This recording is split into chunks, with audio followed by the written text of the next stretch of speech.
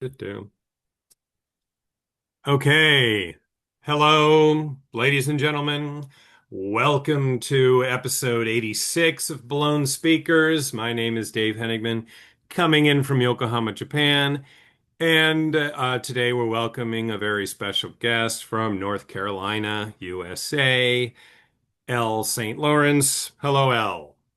Hi, Thank you. Thank you for joining us. I'm excited. Yeah. Um, Okay, and today we're bending the rules a bit, right? Usually this is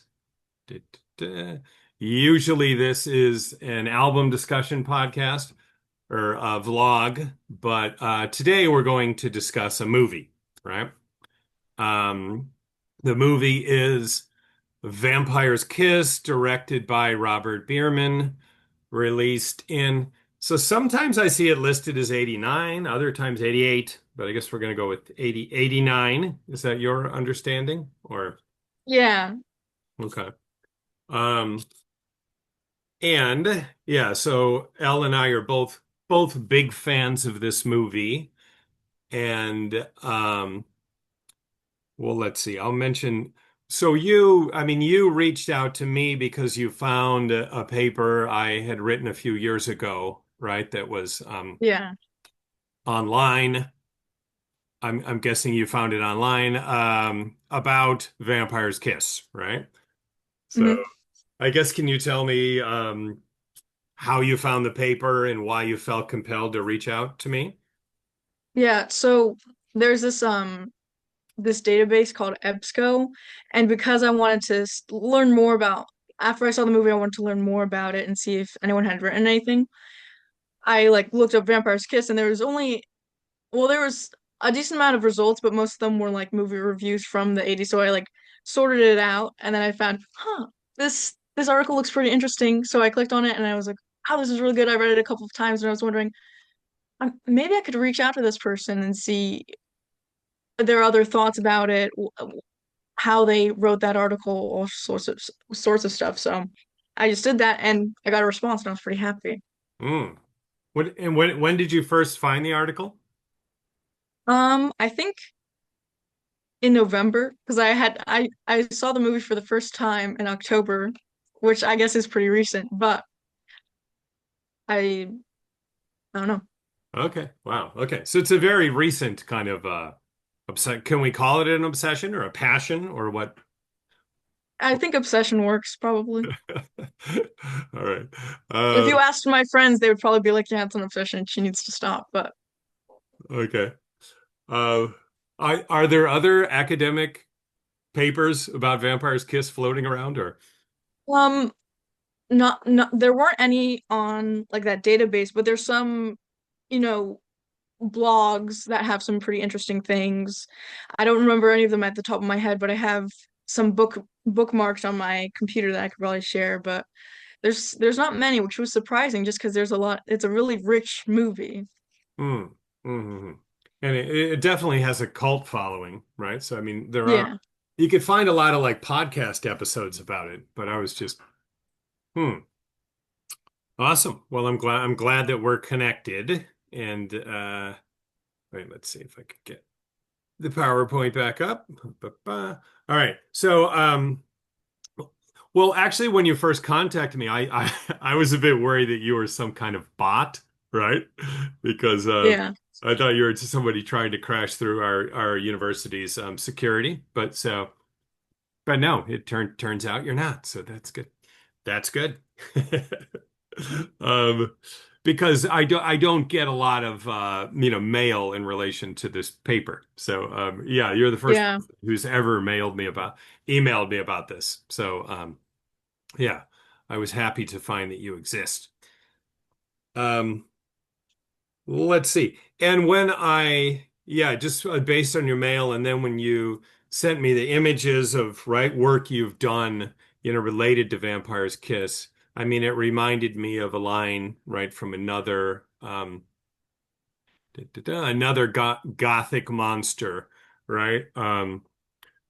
Mary Shelley's Frankenstein, right? Do you share my madness? Have you drunk also of the intoxicating draught? So I kind of felt this way when I was looking at your work because I realized that you were about the age that I was when I first encountered this movie. And yeah, like I got really into it and I had like a group of friends. We were all really into it. And we for us it was about kind of just memorizing all the lines of the movie and trying to work it into our everyday conversation as much as possible, right? And almost competing with each other to, see how often we could quote the movie, right? So Yeah. that's how we dealt with it. But but for you, I think kind of a similar intoxication, but perhaps a different reaction, would you say? Yeah. Well, I mean, I do quote it sometimes, but sometimes people don't get it. Like I used to work in my school's library, and there I had to, put books into shelves. And when the main librarian, she was like, "I don't know where this book is. Did you like put it in the wrong place?" I was like, "I've never misspelled anything, not once, not one time." Because that is true, but also because I hadn't done it that time, and it's a Vampire's Kiss quote, and I thought it was funny. But she didn't know. She was just like, "Oh, okay." I was like, Yeah. "Yeah, I'll check. I'll check for it though."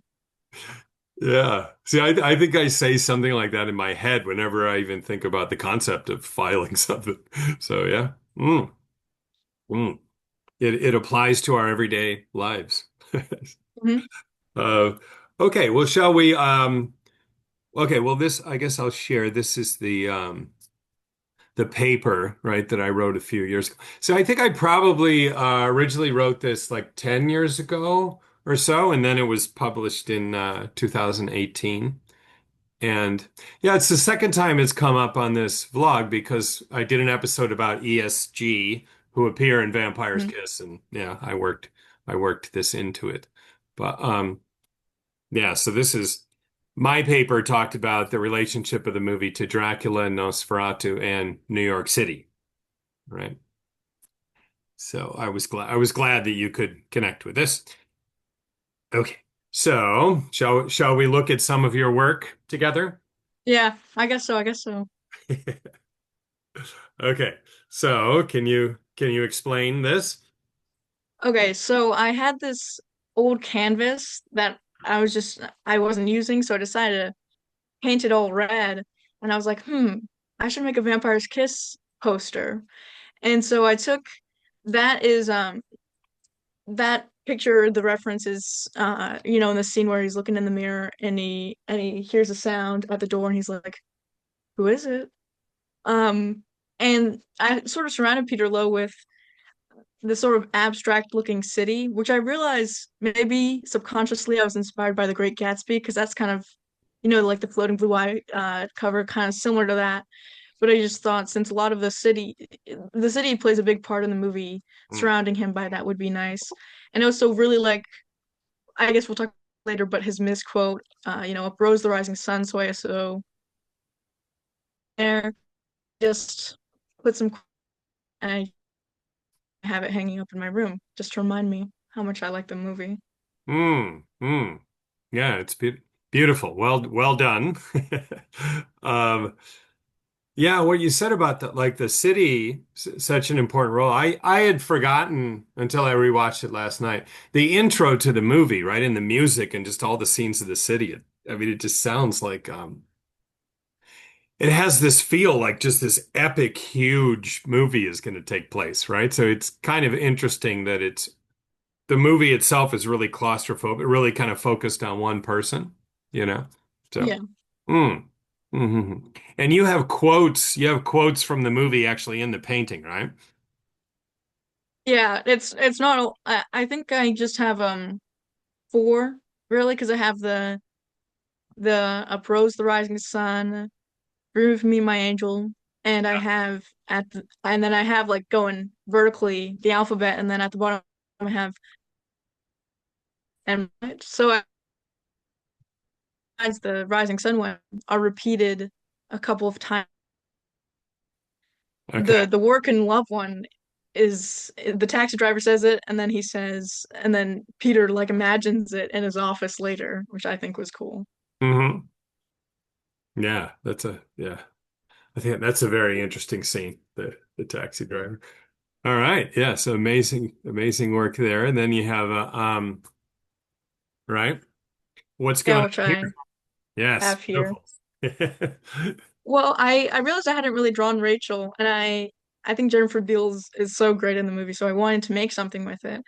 And one of I love all of the scenes, but I like the scene uh where she's like, "Tell me how much you love me." So I in the background I sort of put that as the main text, and then again I have "Dream of me, my angel, dream of me" written over it.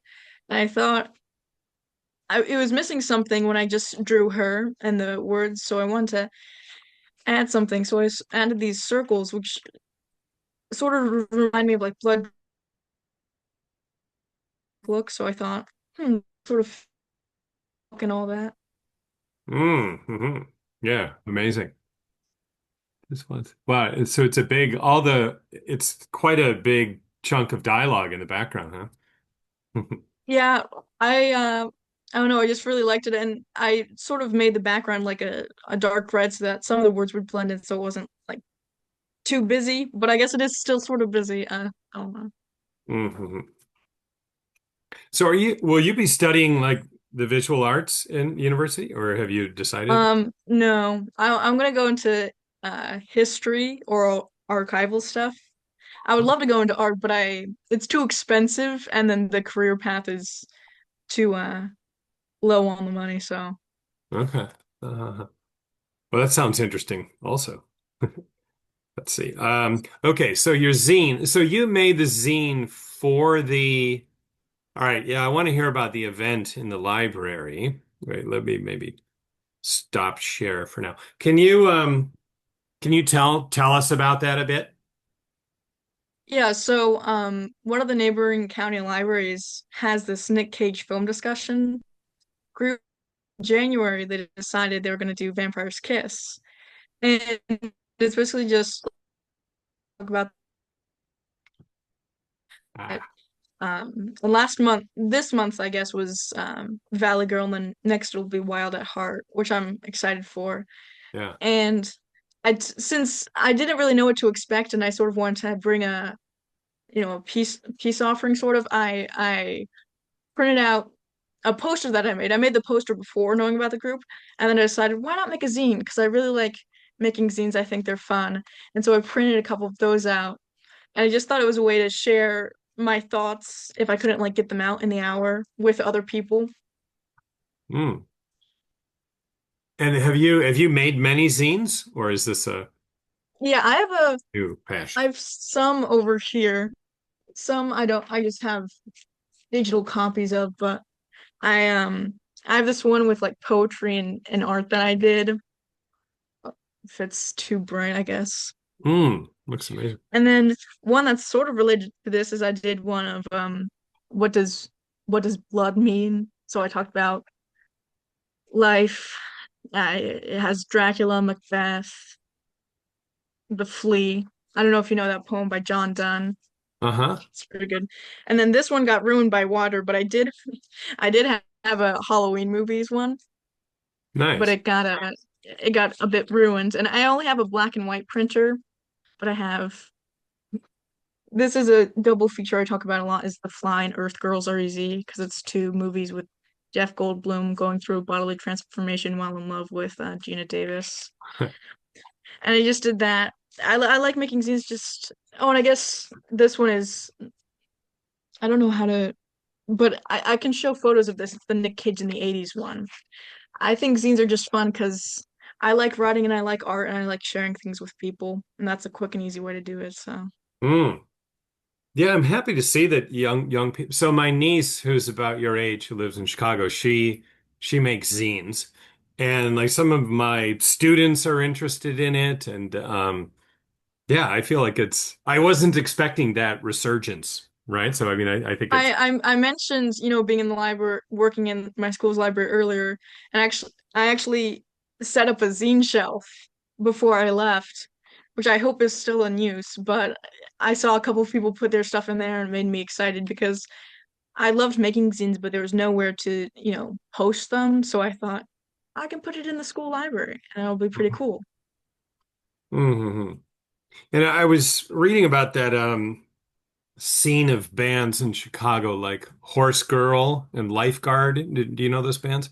But Mm. how that scene kind of got started around zine culture. Like it started as a zine and then it grew into a music scene and blah blah blah. So I mean, I feel like I keep encountering like young people's love of making zines, right? So I think it's I mean, that's I think great. there's a big resurgence of like 90s subculture stuff now with like Gen Z.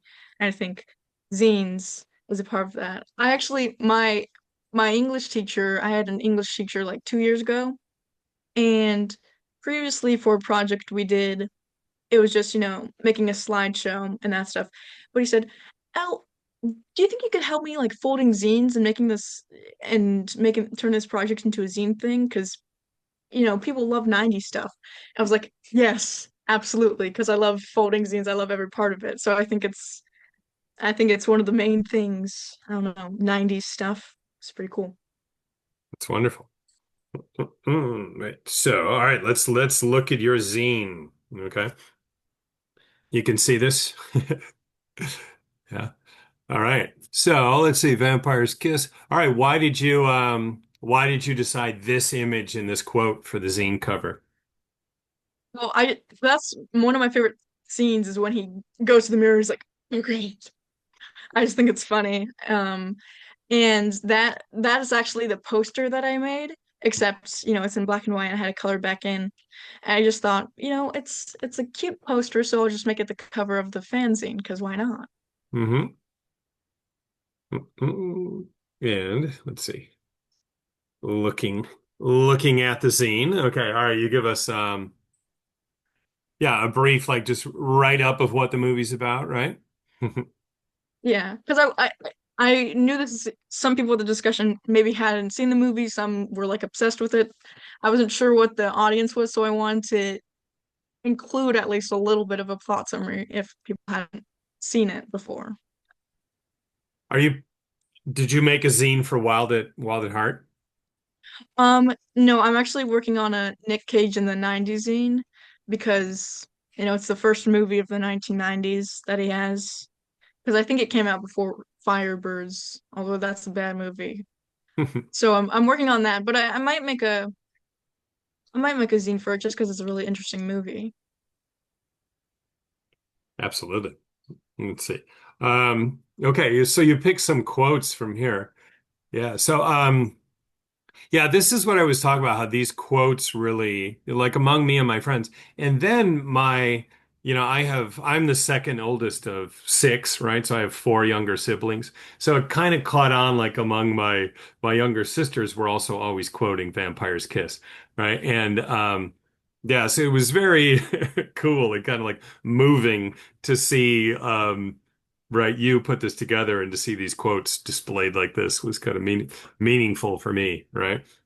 They may not be the most important quotes, but they were the quotes I found the funniest. Like my favorite is probably there's two quotes from the scene where he goes over to Alva's house just because I think it's so funny the way he knocks on the window. He has a little thing of soup and he goes, "Door to door service, madam, on me." I think it's hilarious. And I put both of those on there just because I was like, you know what, this is my zine. I'm gonna put the Hmm. quotes that I find the funniest on there.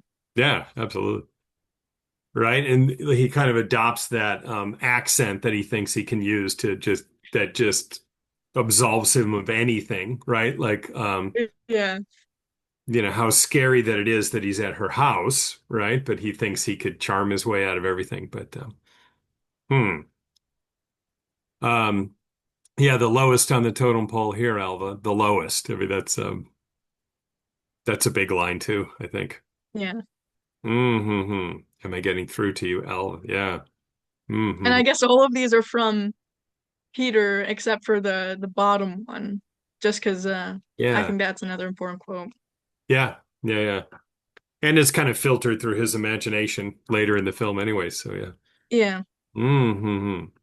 Okay. Okay, yeah. So we'll come back to discuss Kafka and Wordsworth and Nosferatu, right? That okay. Yeah. Yeah. Somehow the frame photo of Kafka is just very important. I'm looking forward to talking about that.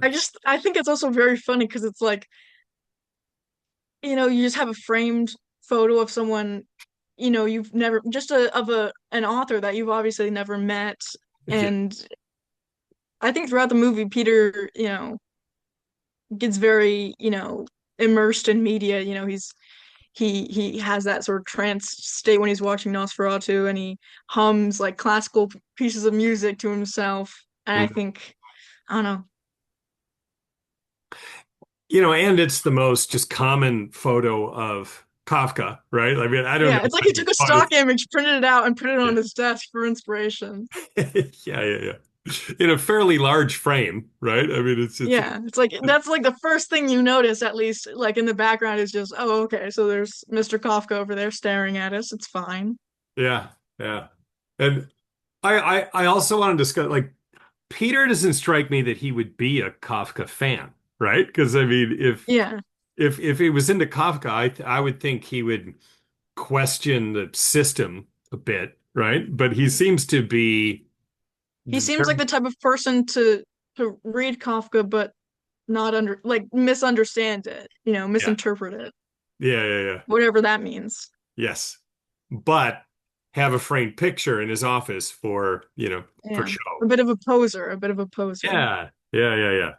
Yeah, he's I guess definitely he does that a lot. yes. Pose. Mm, mm. It's his whole existence, right? Hmm. In a way. Okay, yeah, and of course the look real Rachel gives, right? So this is of course important, right? Yeah. Hmm. Well, what's your interpretation of her look? I I don't really know. And that's why I love it, is because it's so up to interpretation. Because on one hand, you could look at it as she actually is a vampire and she's like, shut up. And on the other hand, it could be she's out with her date, what's his name? Starts with a Oh, D or something. Donald. I think it's interesting his name Donald, is Donald. Donald. Yeah. Yeah. I remember it was like a sort of old sounding name. But yeah, she's with Donald, she's with the date, and this crazy guy just comes up to her, and when that happens, when it's it looks like he's her ex, and that would be kind of embarrassing, and even if maybe he's saying some real things like "you broke my heart," whatever, it's kind of like awkward, and so she's just like, don't don't embarrass me in front of all these people, even if I don't know them. I don't want to be associated with somebody who's associated closely, at least, with somebody who's crazy when I'm with, hotshot Donald's at this cool bar, this cool club. Mm. That's what I think, at least. Hmm. But I think she does look a little proud of herself though. Like I mean, I feel Yeah, like like yeah, this guy who's in this nice suit and went crazy because of me. I'm just that good. I'm yeah, just that yeah, good. yeah, yeah. Yeah. Or or if she well, I guess for those who don't know, this is at the end of throughout the movie, we question whether or not Peter Lowe is going insane or he's actually turning into a vampire. At the end of the movie, he meets the woman who he thinks turns him into a vampire and he flips out in a club and starts screaming, right? Look at her teeth. She's a goddamn vampire. And And it also has one of my favorite quotes, just of the way Cage, says it is, "You're breaking up with me after I sucked that broad bone dry." yes. Yeah. Yeah, like kind of meaning that he thought, okay, after he does that, then, Rachel will of course It's gonna be forever. love him forever. Yeah. Yeah, so it's very, very warped thinking. Um, wait, so how many times have you seen it, would you say? Um, I think about I think slightly more than 20 times, Okay. which I guess is a lot, but it's the first movie that I've really rewatched a lot of times because I don't really rewatch movies that often, but with this one I was just like, this is so good. The only other movie I can sort of think of is the 90s Little Women.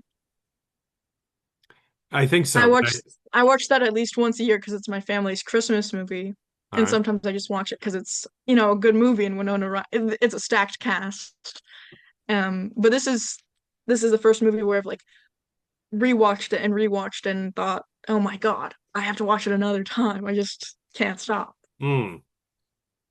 It is that kind of movie. I mean, like it's stood up for me, and every time I watch it, I feel like I get something more, something more out of it, right? Mm. Okay. And the back cover, I love the back cover of it, huh? Because that's Yeah. It's the end of the movie. I thought it should be the end of the yes. zine.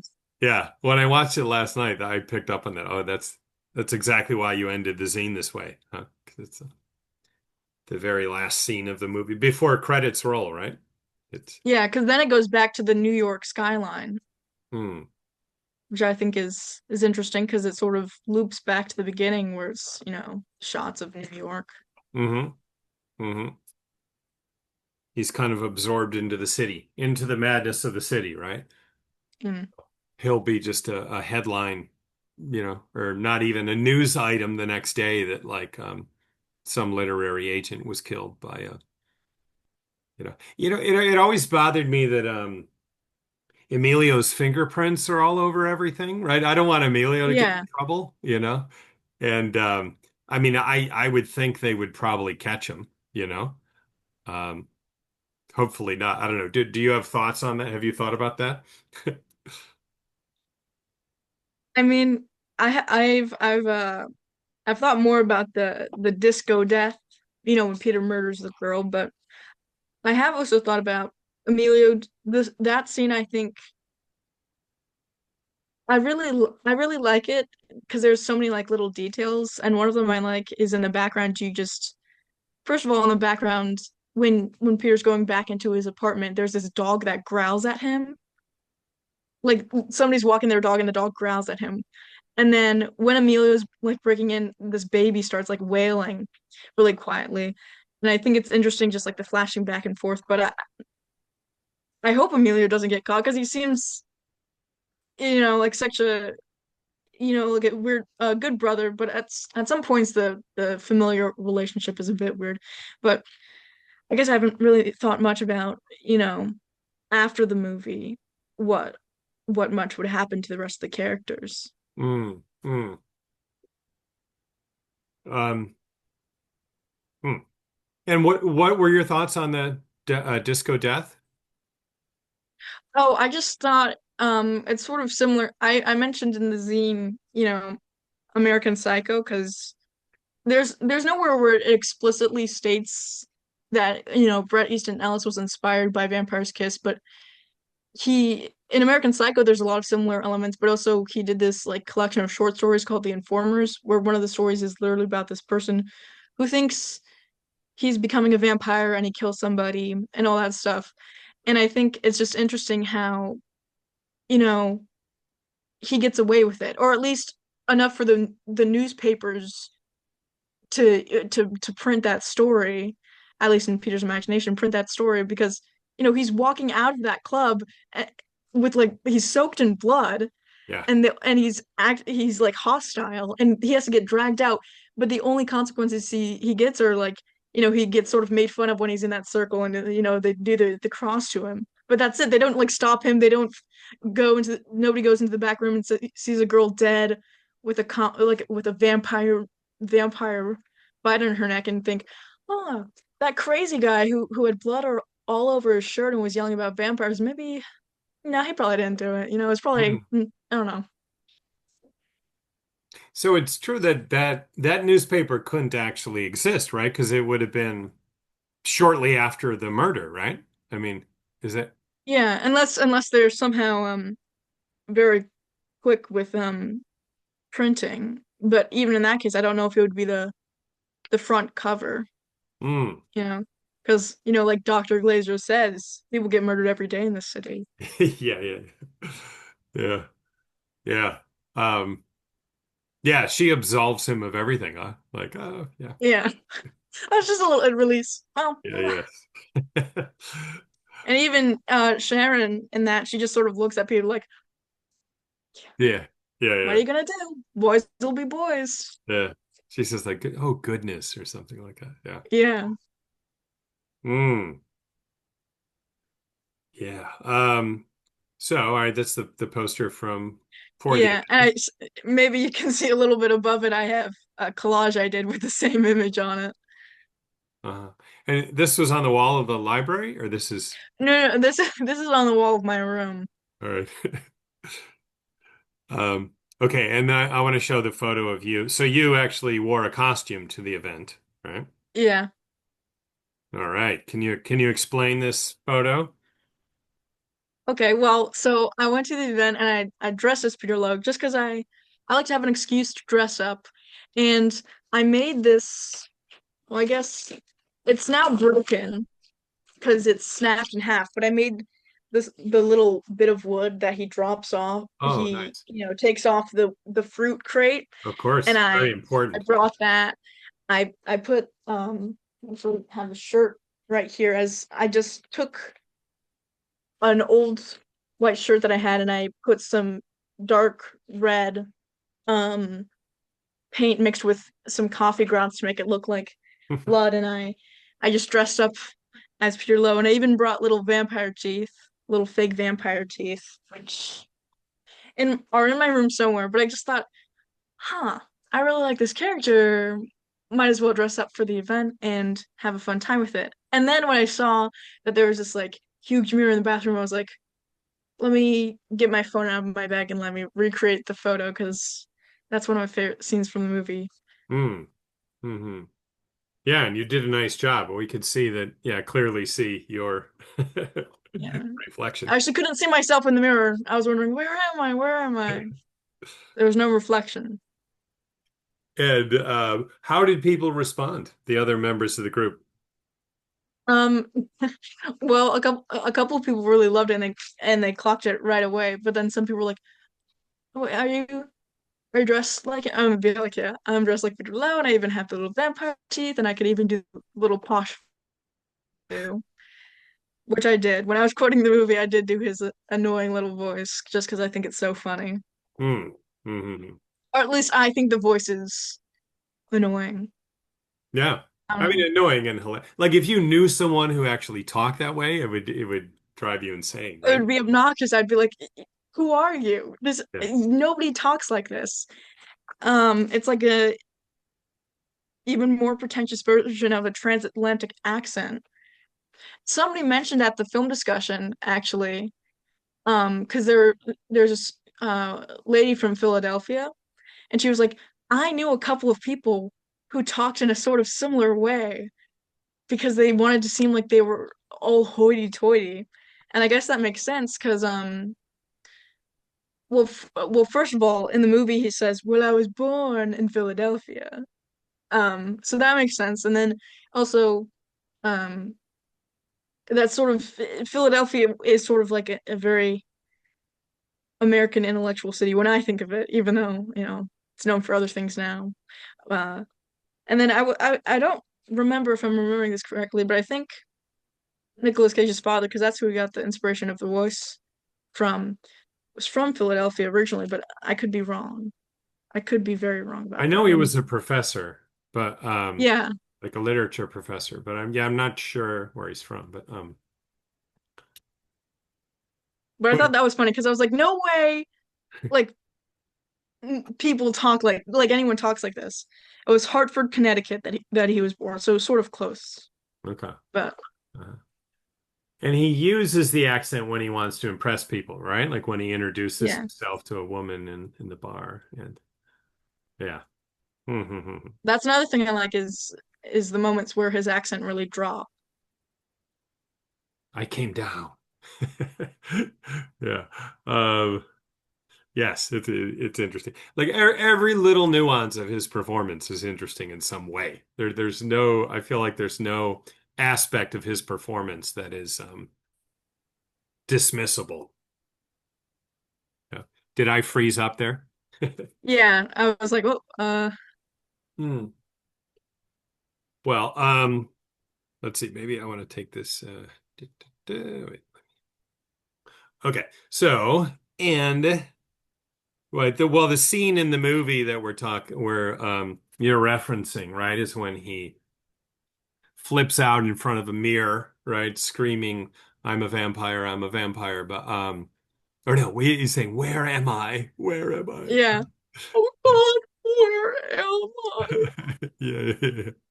And but we, the viewers, we could see his reflection not only in the mirror right in front of him, but also in two mirrors on the side of him. So Body mirror, yeah. yeah, at this point, I mean, I guess you would say the director, Robert Bierman, is very clearly telling us that this is all happening in Peter's mind, right? Is that how you would interpret that? Yeah. Um, And then we don't know, I guess when we were talking about Rachel before, you never know where one thing ends and the other, like who, yeah, that's what's kind of fascinating about it. Even upon repeated watches.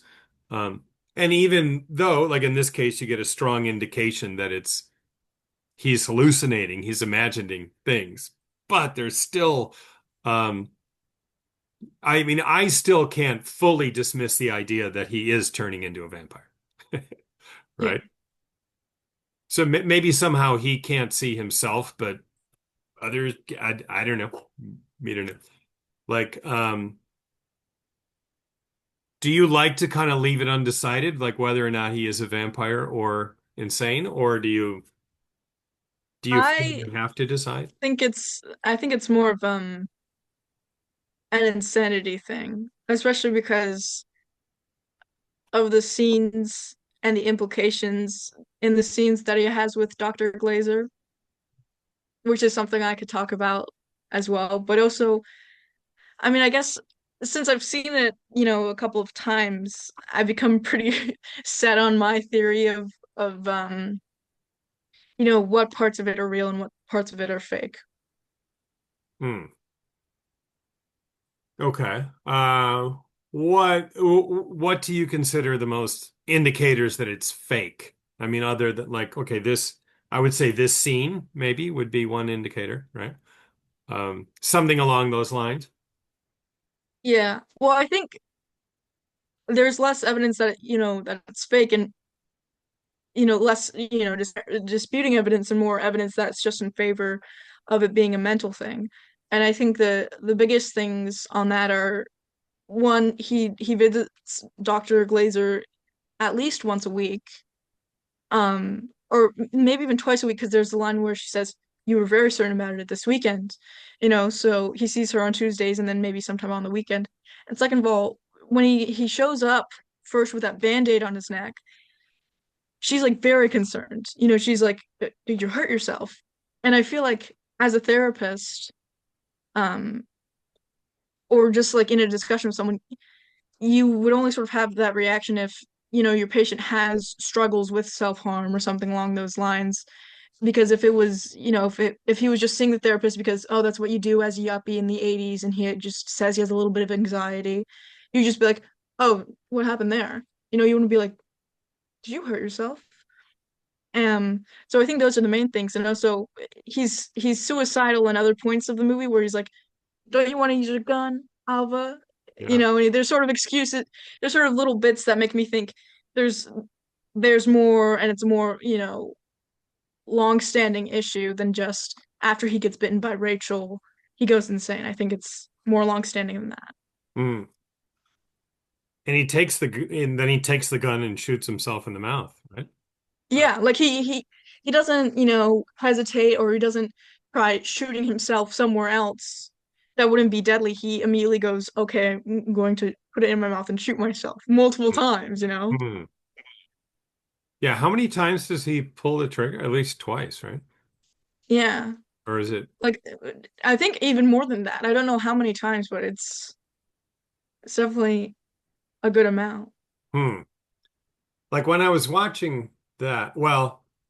I think we're going to get into like how the meaning has changed for me over the years, but when I go back to it, I do feel a bit guilty because I mean, my friends and I just viewed it as a comedy, like I mean, just Yeah, Nicolas Cage's over the top performance and that's what we were into, and I didn't really think of the dark elements of the movie, right?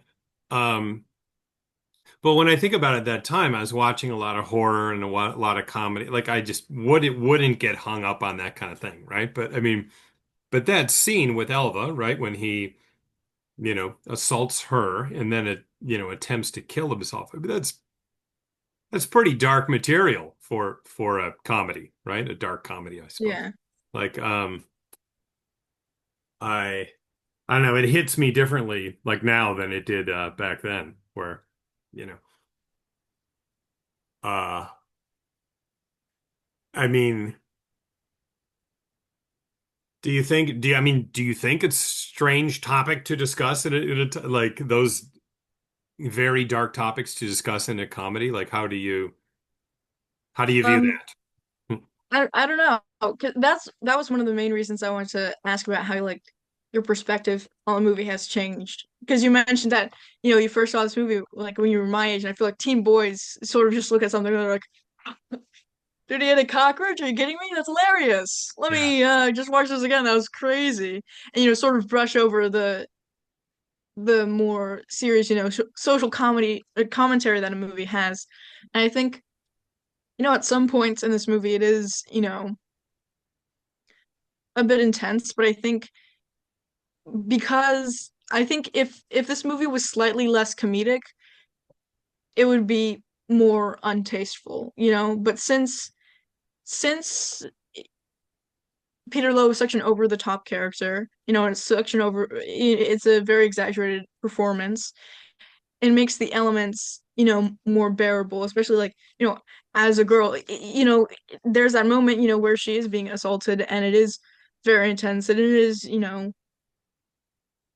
not something you would want to see in a comedy, but because the characters are sort of this caricature of what would happen in real life of, an executive taking advantage of a secretary. I think it allows me to sort of, see that scene and be like, okay,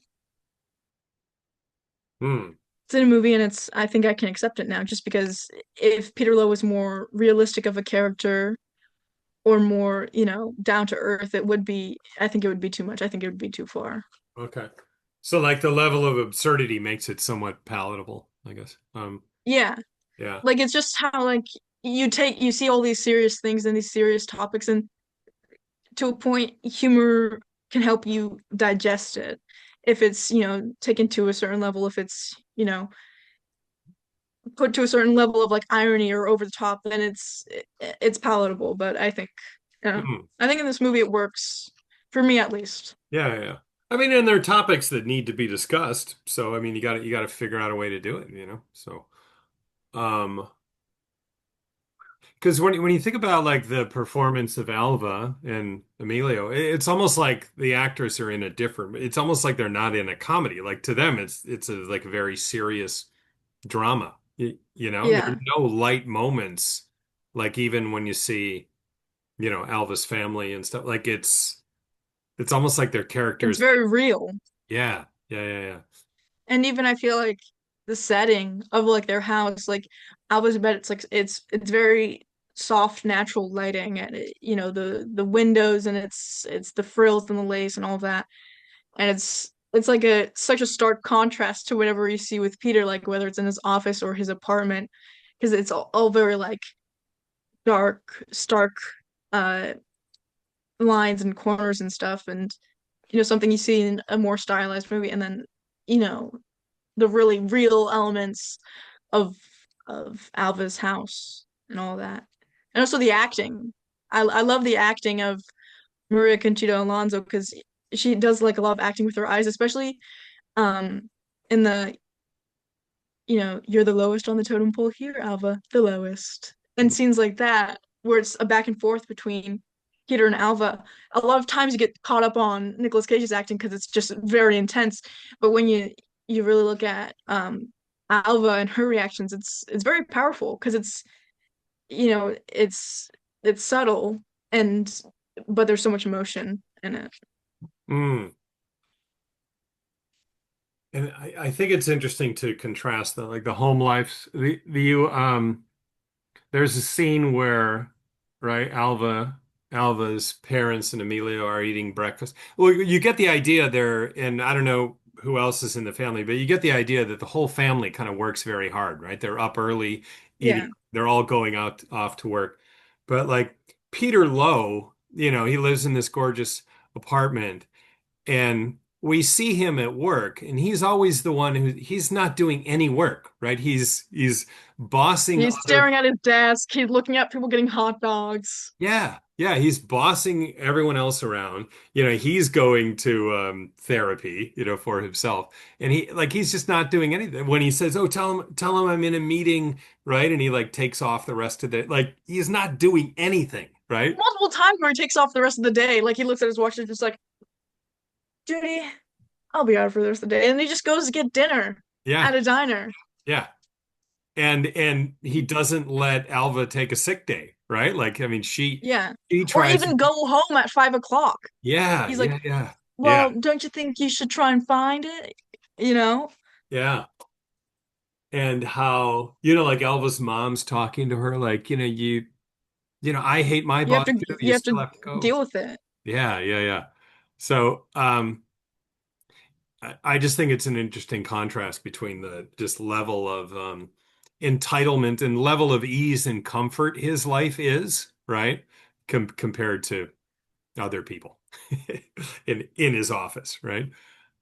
Yeah, Um, he's very entitled to people's time, both with Alva and then also Jackie, where he ditches her when he's like, "Oh, this is boring. I don't want to see this art." But then he calls her up and is like, "So you can meet me tonight, right?" And it's just so presumptuous of mm, he just assumes, "Oh, things are on my schedule. I can ask this person to stay late because I want her to find the file and I don't care if she is tired or sick. I don't care." And when it's with a woman, he's like, "Well, I don't care if you're busy now. We're gonna meet tonight, you know?" mm. Um, and we know the viewers know that the file is not even that important, right? Like based on this, Yeah. right? So yeah, he just brutalizes this poor woman to find this file that is it's not even actually important, right? And then when she actually finds it, he's like, "Too late." Yeah. And that's you know, right before he assaults her. It's almost like a punishment for actually finding it and not allowing Peter to have this sort of thing to hang over her head.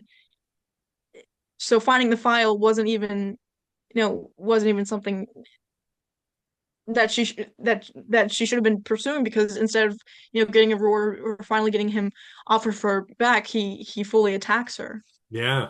Yeah. Um, and of course, that missing file is completely not her fault, right? Yeah, like we understand that Yeah. I think they even mentioned the year 1963 or something. So it's something that is just, Yeah, it's way before both of them. yeah, yeah. So And it's, and Peter getting so upset about the misfiling, it's like, well, you obviously have to know that Alva couldn't have misfiled it even if she wanted to. yeah, yeah, yeah, yeah, yeah, yeah. Yeah, so well, let's look at a few more of your images here. So you made this is your tribute to Alva, right? Yeah. Yeah, then give me the fucking blanks. Yeah, that's yeah. Somebody at the discussion said that was the only mistake she made was not getting real bullets, but that wasn't even her fault, you know? Yeah. Hmm. And everyone's trying to talk Alva out of being worried about it, Like I mean, it's like everyone's gaslighting her. Like even her family Yeah. members to some degree, right? So her It's like, mom you is got just the time to lean, you got the time to clean. And they yeah, all just think, oh, she's being dramatic, yeah, oh, just deal with it. That's how it all is. But they don't realize that they think she's over exaggerating, but she's just telling the truth. She's just saying, yeah, he actually did jump on a table and chase me into the ladies' restroom. yeah, yeah, yeah. But it just gets either brushed away or laughed off. Hmm. Or when they're recounting that story in the meeting, right? The men. and how hard they're laughing when they talk about that. How Peter Yeah, and chased. Peter's laughing the hardest. He's like, Yeah, yeah. Yeah, I wanted to talk about his laugh like that in that scene, and also when the bat comes to the apartment and they decide to flee and get in the taxi. The way he's laughing at that moment is kind it's of just like, ha ha ha. Ha. but like it's so forceful, and I think like kind of like territorial in a way. Like it's there's something the laugh is somehow a power grab in some way, I feel, like Yeah, I have maybe maybe I'm a bit too sympathetic to Peter as a character, and I most definitely am. But and maybe this is just how I think of things, but I sort of see it as he's I don't know if you know the term like masking and like social. That's how I feel because that I feel is his behavior because when we see him, his most natural state when he's alone, he's very he almost he has like very childish behaviors and he's humming songs to himself and he's just like daddy daddy do but with the voice that he does, the voice that he puts on, that's an example of him trying to fit in and almost doing too much to try and fit in and then laughing so hard with Jackie to make her feel like, oh yeah, this guy is normal. I'll, take him to my house. And he's just like ha ha ha.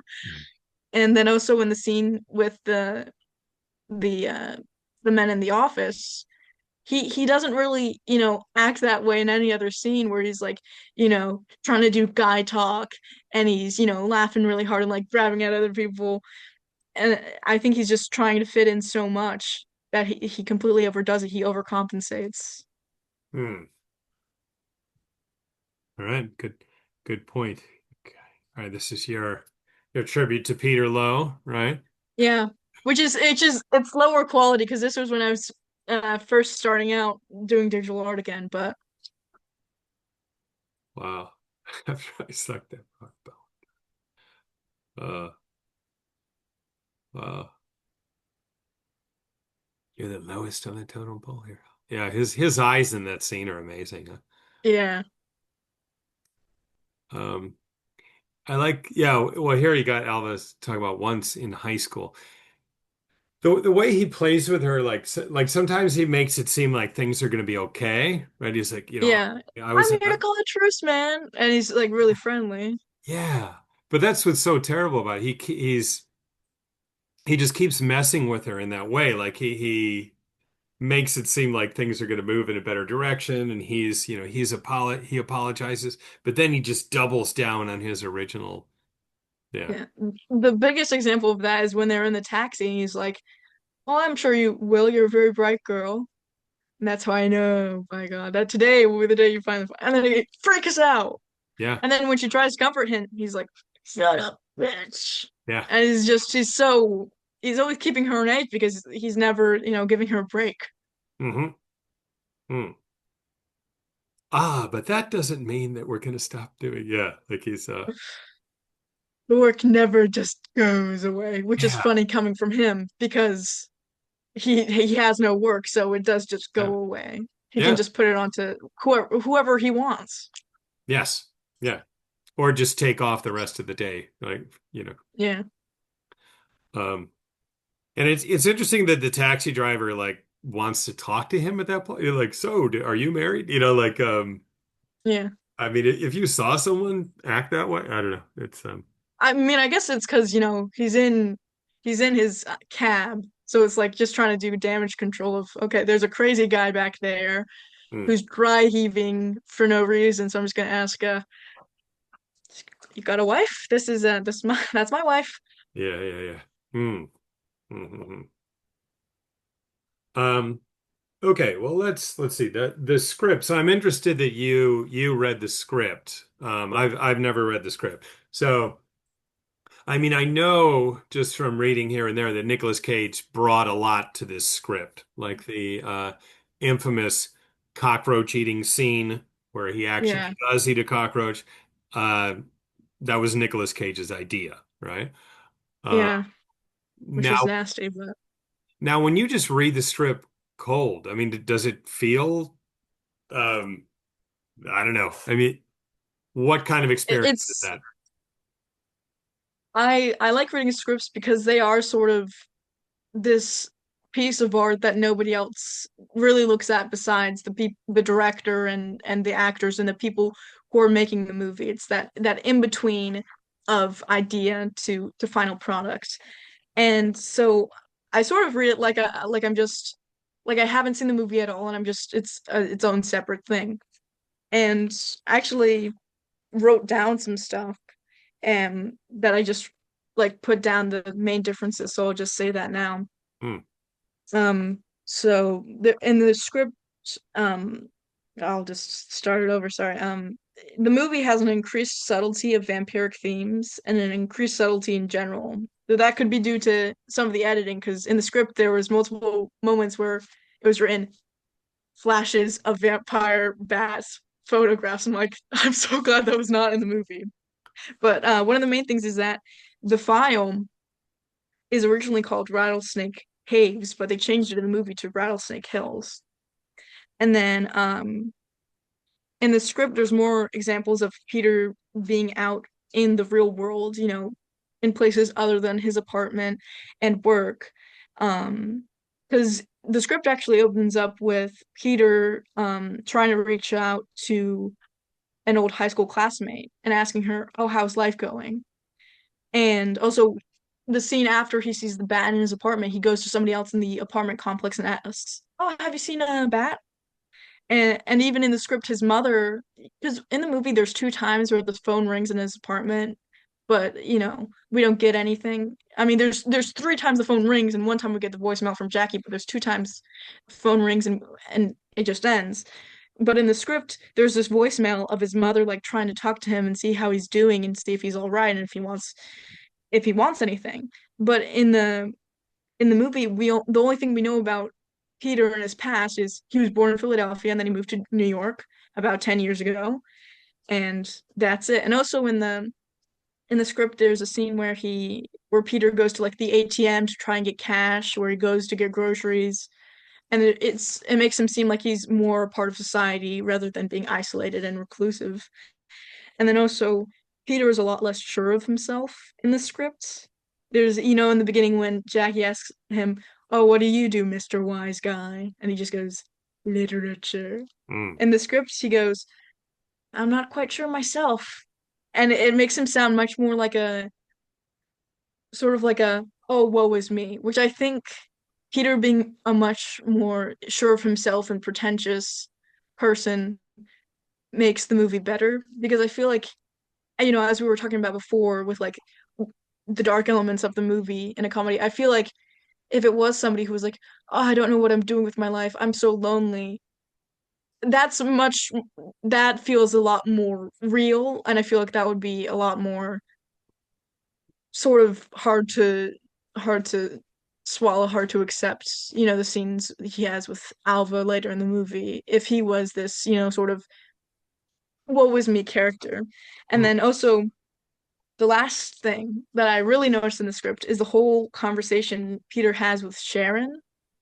Because originally in the script, instead of, Vivaldi horseback riding in the beach, Yeah. it's they talk about movies instead of literature. And I guess also that's another thing is with Jackie, the date with Jackie, instead of going to the museum, they see Nosferatu, Whoa. which I think is interesting because in the movie, later on, he watches Nosferatu with Rachel. I Uh-huh. thought that was pretty cool. And I think in the script, Jackie and Rachel are less separated in their personalities.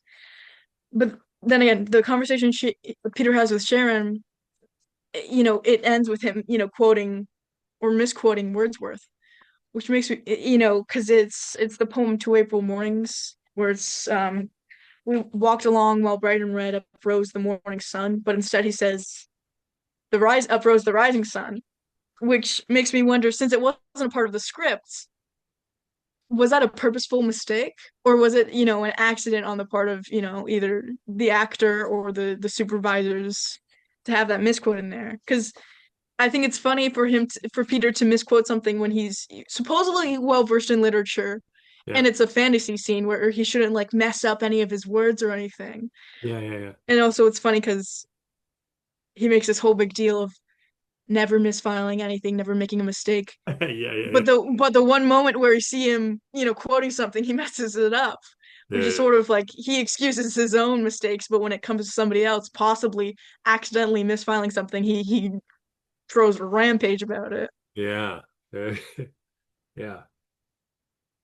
I mean, somehow it leads me back to that he doesn't have that good of an understanding of literature, even though, he Yeah. uses it as a tool and, he could have this like cushy career because of it. And he realizes that it impresses people, but does he actually connect with it and understand it? Like I don't The know. only time we see him, using books is to prop up his little coffin couch thing. Yeah. It's like, does he, there's a whole, he's very performative as a character. It's like, does he even, read these books or is he just using them as props, as decoration?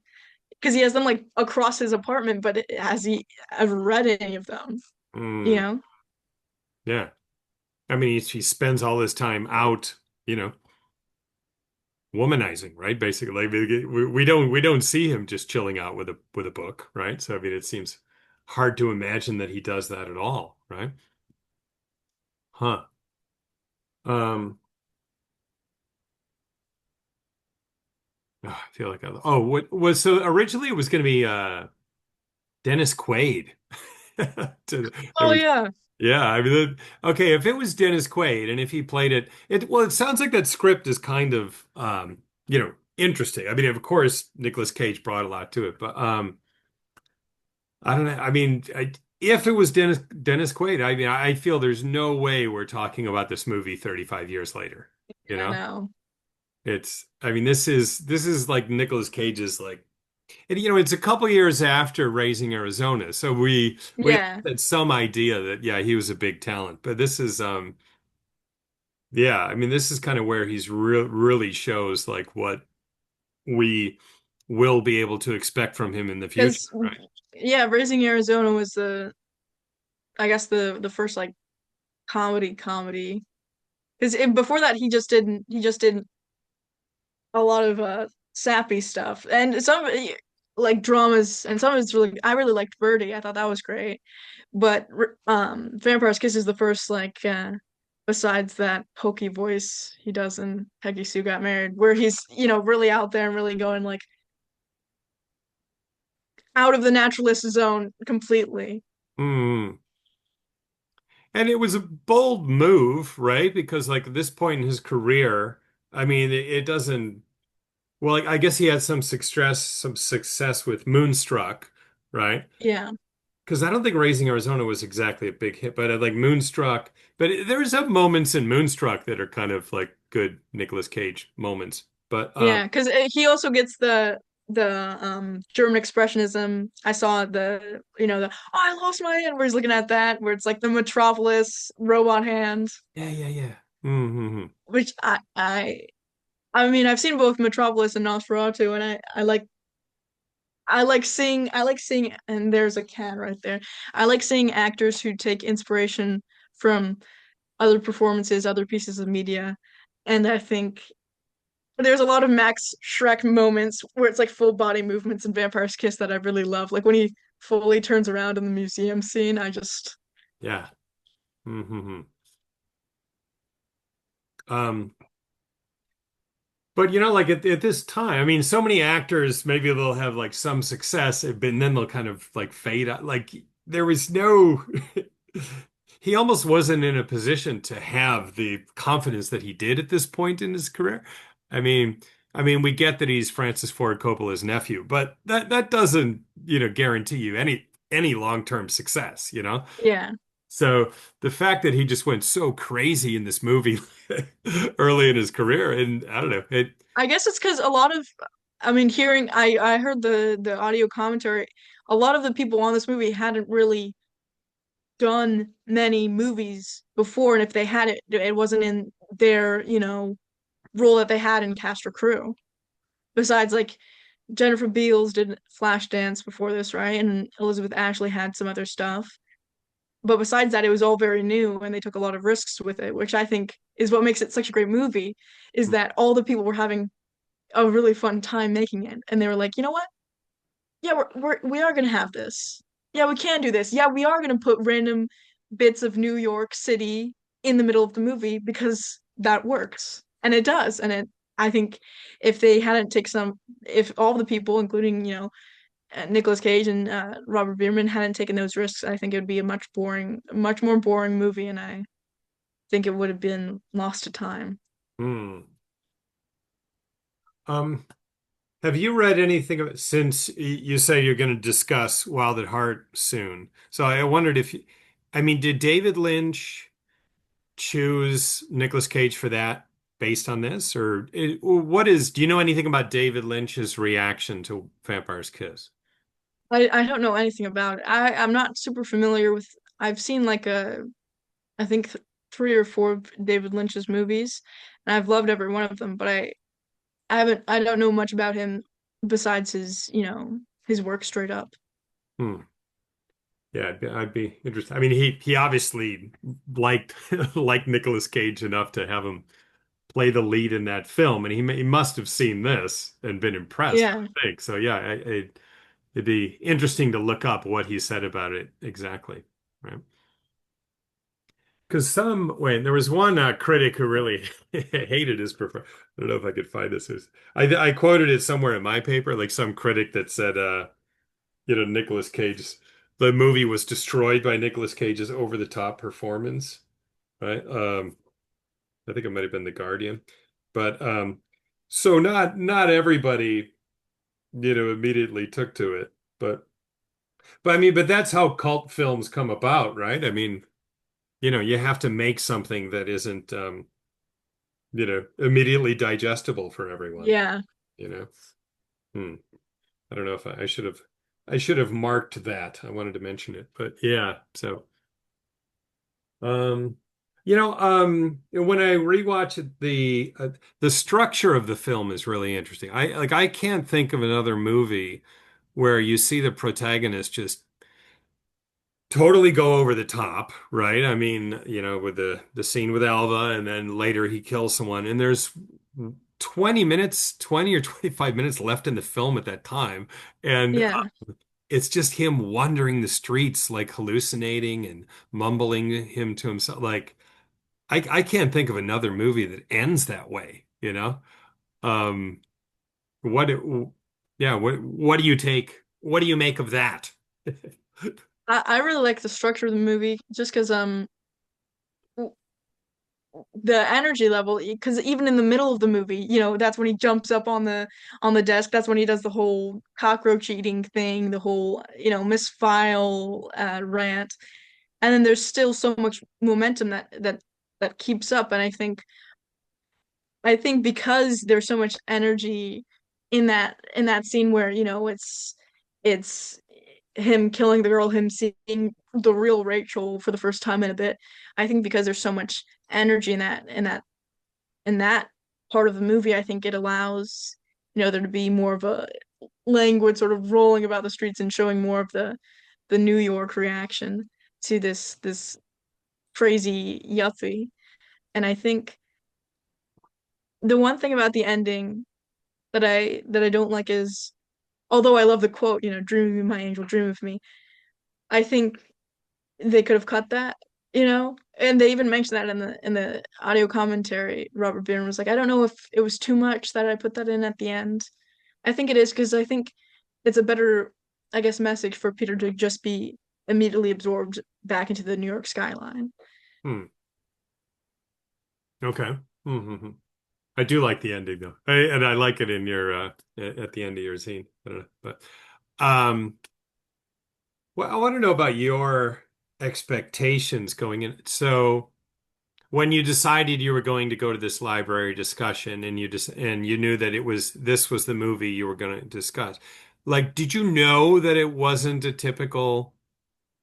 So I guess briefly, I want to talk when I first watched it, right? Um, I mean, it was just very much something I would rent. I would very often rent the latest horror movies or comedies. Like I'm not a big action guy. I'm more horror and comedy.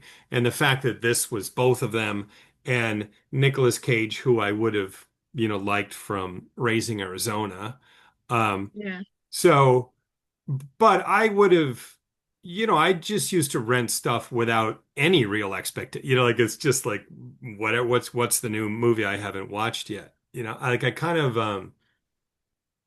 kind of miss the way I used to consume movies where I didn't feel like I had to like read up on them and know like I feel like I choose very carefully nowadays where when I was a teenager I didn't. You go to the video store and whatever was new and whatever wasn't out and if it looked mildly amusing you would just rent it. Like it didn't feel like a big decision.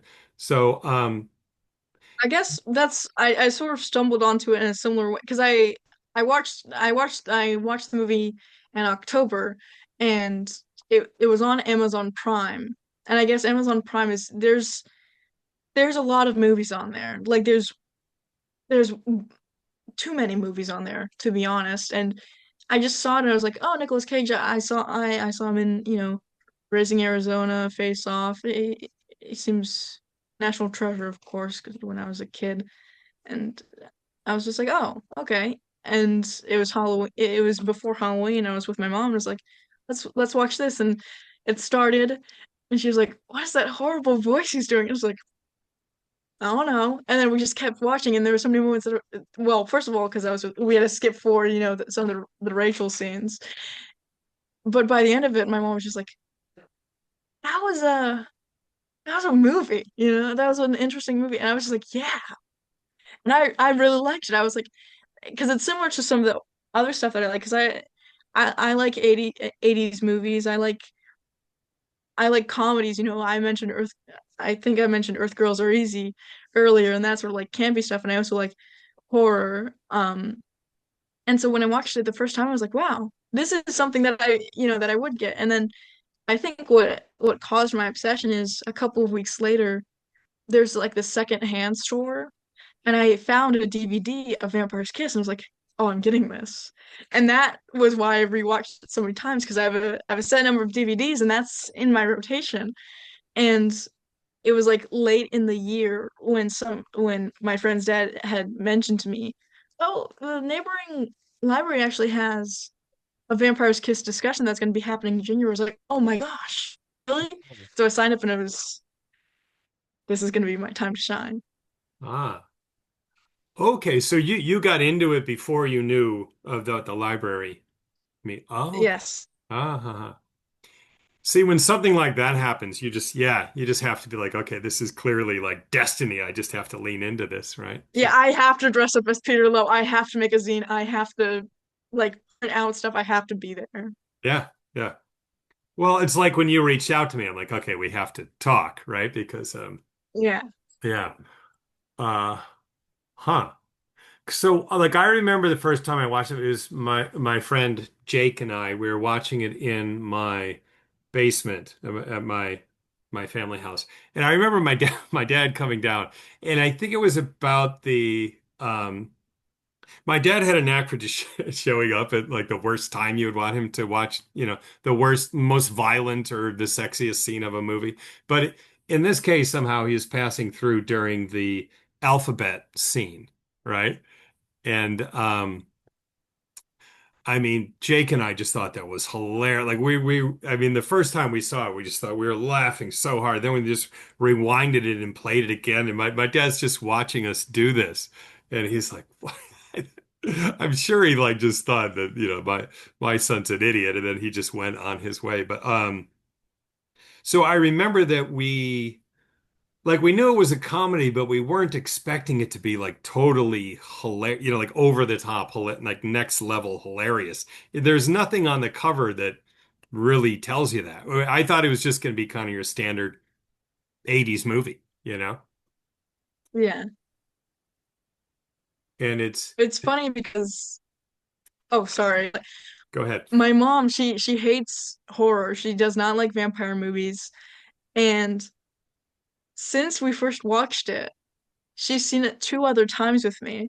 And the latest time we li- and she doesn't watch a lot of movies, and she's not really into like discussing movies. But the last time that we watched it together, we like paused at certain moments and she asked me, what do you think is happening in this scene? Because I see it and I'm like this. And I think it was very exciting for me because most of the time that I show my mom a movie that's sort of like a similar horror comedy, there's not a lot of movies exactly like Vampire's Kiss. She's like, ugh, and doesn't want to talk about it ever again. But with Vampire's Kiss, we just kept, brought up in conversations, and it was a nice thing because typically, we wouldn't bond over this type of movie, but for some reason, Vampire's Kiss really did it. Nice. Because it is. I mean, there's so many points of it that are open for discussion, like that's Yeah. what's great about it. Even though it's forceful and in your face in a lot of ways, there's still like a lot to discuss and analyze about it. So it's She did like After Hours more though of the mm, Joseph Minion movies. She said, if you want to watch that with me again, I would not be as opposed as I was to Vampire's Kiss. So I was like, mm, okay, okay. mhm. And you say you have seen After Hours? Yeah. Hmm. Yeah, I'll have to revisit that at some point. I remember it has that song, "Is That All There Is in the Yeah. movie. Yeah. Uh, and PJ He Harvey plays does it on the a jukebox cover at of the that. end. Yeah, yeah, yeah. It's good. Well, speaking of music, let's watch. Can I play your music videos here? Oh yeah. Tributes to see if I could do this smoothly. Oh, okay. I'm gonna need to. Did I have? I thought I had YouTube open. Give me a second. Ba-ba. Oh yeah, I do. Mm-hmm. Ba-ba. All right. So let me see. Is it okay if I share your YouTube page here? Yeah. All right. Wait, I I need to. post things and such. Okay. Yeah, it's cool. Yeah, I like the I watched you had a Wild at Heart one up on here too, right? Yes. Wait, that it was to I love Liz Phair, and there's a song Baby Got Going, Sure. and I thought it fit Sailor and Lola a lot, so I did that. Wait, I need to click something when I'm sharing a video. Wait, is it that? Okay, wait. Optimize for video sharing, I think. Okay, well, let's see if I could Too many shadows. Can you hear that? Yeah, turning down my volume a bit actually. Okay. So I'll all right, we'll play your about 40-second tribute here with the music of Pet Shop Boys. Okay. Let me just hit Yes. play. Too many shadows, whispering voices, faces on posters, too many choices. If, when, why, what, how much have you got? Have you got it? Do you get it? If so, how often? Which do you choose, a hard or soft option? In a western town, a dead end world, the eastern boys and western girls. In a western town, a dead end world, the eastern boys and western girls. West End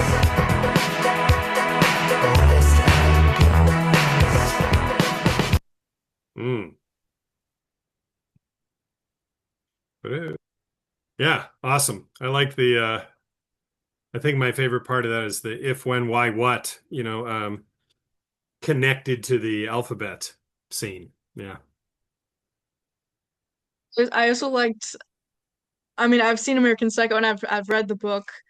Um, and I just thought there's so many things that are so similar. I thought especially that the phone booth scene, like they're even shot at similar angles. I thought I have to make a video with both of these. Hmm. Yeah, I have to revisit that too. I haven't watched that in a long time, but I noticed it's up on I think it's on Netflix here in Japan. So I should I should revisit that. Why did you choose the Pet Shop Boys? Well, I wanted to have a song from the 80s, and I thought originally I was gonna do oh, why am I forgetting? the name of the group that did the album Nonstop Erotic Cabaret. Hmm. Soft Cell, Soft Cell. Originally, I was Okay. gonna do a song from that album, but then I thought, what fits the yuppie vibe better is a more, palatable new wave song. And I thought that West End Girls, the sort of like questioning, like what's happening? Am I gonna, should I just destroy everything? Sort of fit them. Hmm. Yeah, nice choice. Let me wait, let me queue up your next one. Okay. Da, da, da. Okay. I'll share this one. All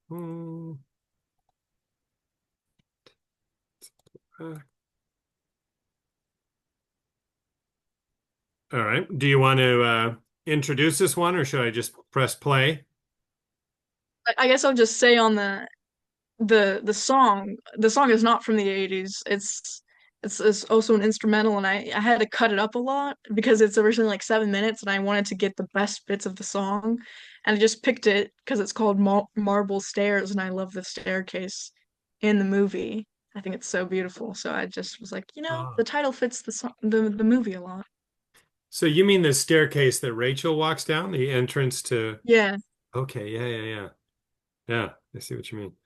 All right, let me hit play. What do you do, Mr. Wise Guy? Literature. I'm a vampire! I'm a vampire! Alba. Alba. Unemployment, can you live with that? Alba. Did you hurt yourself? Just cut myself shaving. Seems I didn't have to do a song and dance after all, Alba. As you could hear, I couldn't get a word in edgewise. I never misfound anything! That's what time! Ha! You call yourself a psychiatrist.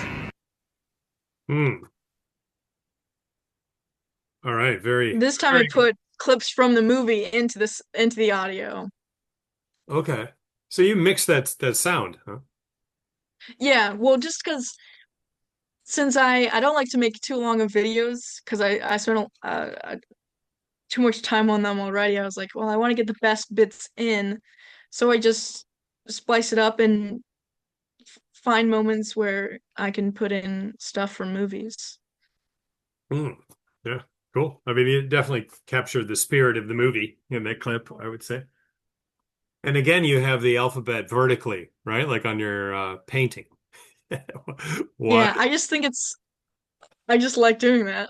I don't know, and I think it's one of the things that people, even if they haven't seen the movie, they know it for, the face Nick Cage makes when he's talking to Alba, where his eyes are really big, him eating the cockroach, and the alphabet misfiling scene. So I feel like that's just like a slapping it on there and be like, yeah, it is that movie. It is the Huh, movie that has the alphabet scene. huh. Because there's just no other example of someone using the alphabet in that way, like just with sheer anger. Like, I mean, when you think of how children who when they learn their ABCs, the joy with which they sing the alphabet, like to Yeah. see a full-grown man just angrily belting out the alphabet is And then I love the way Dr. Glazer says after he does that whole thing, very good, you know your alphabet. uh, Because it's like it's absurd because whenever anybody else, is upset, another person would be like, you just put it in the right file according to alphabetical order, A, B, C, and they stop it there. But he just keeps going and going and going. uh, the commentary, he says that pose he does with his hips was inspired by Mick Jagger to some Yeah, I love it. yeah. Um, hmm. All right. Let's see. Well, I feel like we've covered a good amount of ground for now. What do you think? I wanted to mention one last thing is you sort of talked about is Peter Lowe a vampire or not? Mhm. And here's my main thing is, I don't think Peter Lowe is a vampire, but I'm wondering, in my view of the film at least, is does he even think of himself as one? Because he exhibits similar behavior to Renfield. You know, Nick Cage got the inspiration for eating the cockroach from that. Mm, And Peter hopefully has read Dracula. A lot of his inspiration for like what Rachel is from Dracula. And so he knows that Renfield doesn't ever actually become a vampire. He's just sort of subservient to Dracula. And also we know that he sees himself in the mirror in the not in the, oh God, where am I scene, but in the, scene right before he eats the cockroach actually, where he is burned by his own reflection. So I'm wondering, oh, and also I guess, after he bites the neck of the girl, he sort of puts the vampire teeth back in, like very shyly, like hopefully nobody caught me with my vampire teeth off. So I'm mm. wondering what point of it again is him just performing and what people expect when they hear the idea of, oh, I was bitten by someone and I'm going insane. Huh. So even at that point, it's still just performative to some degree, right? At least that's what I'm kind of wondering about, is because he's so performative in all other aspects of his life. Mm. Now, even when he sees Rachel, right, when she says extremely antisocial behavior, Peter, it introduces him to Donald. Um, Uh, doesn't appear that way at all. yeah. See, that quote's funny too. Even just the little quotes are funnier there. It doesn't appear that Or way. even the old lady, what the what the fuck is he doing here? Yeah, You yeah, know? yeah. Yeah, I don't know if there's any other movie with so many quotable lines. But okay, but then he says something to Rachel. Doesn't he say like I'm one of you now or something like that, right? Yeah. Yeah, But I'm then like she you. she just she just stomps that down like no you're not. Yeah, she takes off the teeth and Yeah. spits on him. Yeah.